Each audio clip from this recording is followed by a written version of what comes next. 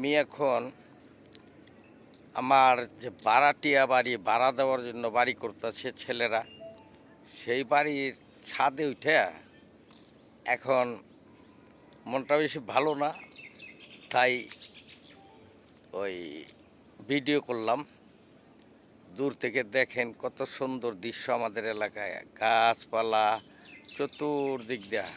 আমার ঘরের কাছেও এই যে আম গাছ, কি সুন্দর আম হয়, মানে সব দিক দিয়ে ভালো শান্তিতে আছি। ঢাকা মোহাম্মদপুরের চেয়ে আমি এখন চইলা ফিরা বড় আরামে আছি। আল্লাহ ভালো রাখছে আমাকে, দোয়া করবেন আপনারা।